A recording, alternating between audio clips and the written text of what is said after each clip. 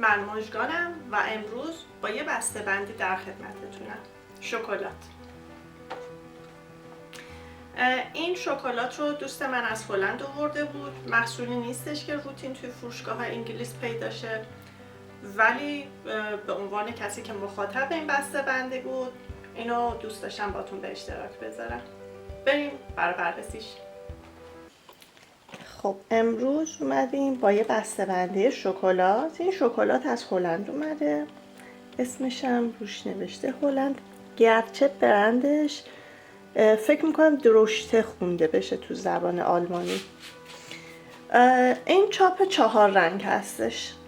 من لوپ ندارم اما با کمی دقت مشخص شد که اینا رنگ 5 نیست، یعنی با همون چاپ 4 رنگ در اومده، ترام داره.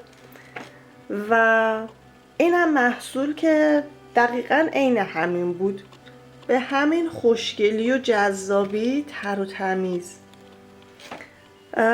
خیلی ساده است، خیلی طراحی ساده و خوبی داره و در عین سادگی داستان کوچولویی که مثلا حال و هوای هلند رو بده. عشق بین 2 نفر هستش اینجا و اینم کلاهای هلندی، کاستوم هلندی این و شکلاتی که از هلند اومده با تهیه شده از شیر تازه گاو هلندی که لبنیات هلند بسیار معروف، اینم که بادگیر معروف هلند، یعنی دقیقاً المان هایی که نشون دهنده اون فرهنگ هست رو استفاده کرده.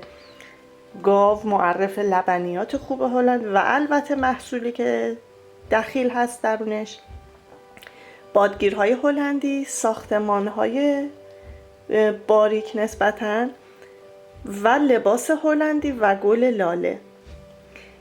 و خدمات پس از چاپی هم که روی این اومده فقط همین طلاکوب ها هست. این آدمک خود برندشون هست، آدمک درشته هست. بعد اینا هم لاله ها رو چند تا دونشو طلایی زده و پره های بادگیر رو. دیگه خبری از سلفون و یووی و لامینتینا نیستش هم. و اینکه تصویر رو اومده یه تصویر تک کار کرده، یعنی قرار نیست از قرار گرفتن این بسته ها در کنار همدیگه تصویر دیگه‌ای به وجود بیاد، همینه. اما دورش دقیقاً یک داستانه، هلند و نمایی از هلند که همونطور که بسته رو دور میزنیم این تصویر میره ادامه داره. قشنگ تصویرگری کرده دیگه، لندسکیپ هلند رو برامون به نمایش گذاشته. این همونه که اون برام تکرار شده، یعنی این 3 تا دقیقاً این سزل، این بالا هم تکرار شده و در 2 طرف هم لوگوشون رو گذاشتن و چاکلت هلند. پشت بسته چطور؟ اطلاعات تغذیه‌ای، توضیحات به زبان‌های متفاوت. حالا اینا رو هم دیتیل براتون میذارم. بارکدش و قورباغه کاکائو، قورباغه درخت کاکائو. اطلاعاتی مثل تاریخ مصرف، اینا هر چیزی که هستش. حالا بسته رو باز بکنم.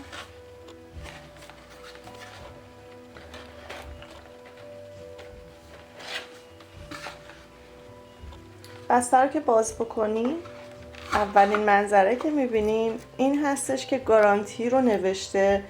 این همش لوگوی درشته هستش. گارانتی به زبان هلندی و انگلیسی و این هم آدرسشون و وبسایتشون هست. این هم دوباره چاپ تک رنگه. این لایه ضربگیرش هست، برم از جلو ببینید چجوریه. ساختار شبیه مقوای ایفولوته دیگه، حالا با کاغذ فود گرید هستش. این برم که قهوه‌ای گذاشتن که ما بدونیم شکلات. خب این شکلات خیلی خوشمزه بود، ما همشو خوردیم. الان همین 2 تا دونه مونده که من نشونتون بدم واقعا به همون خوشگلی که دیدین هستش. میبینید چه ساختار ظریف و زیبایی داره. حتی خود برندش رو هم دوباره روش نوشته، این گوشه درسته.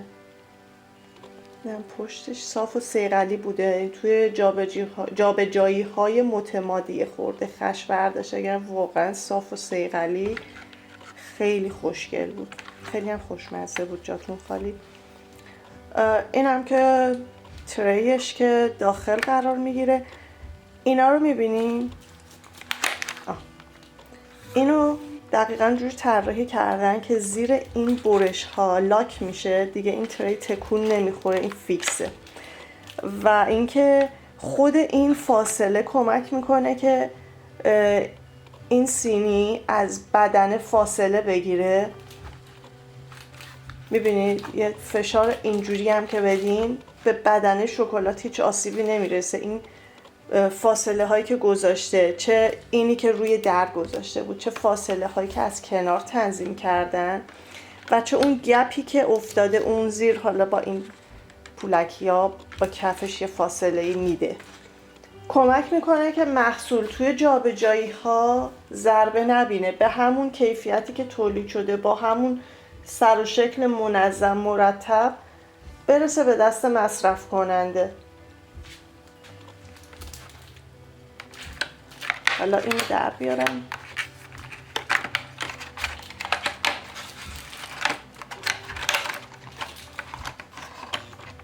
به این شکل بود تریش، شکل ستاره. اینم کفشه. اینو بذارم کنار.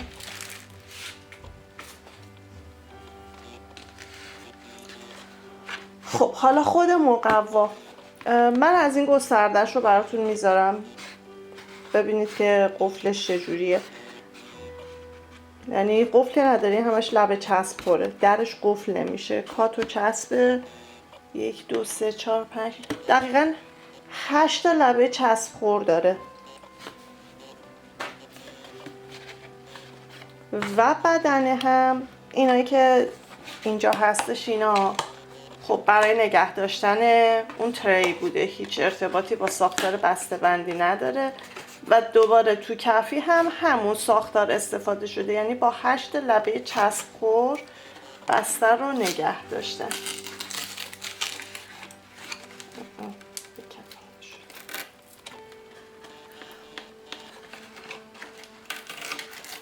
چسبش هم خیلی مرده.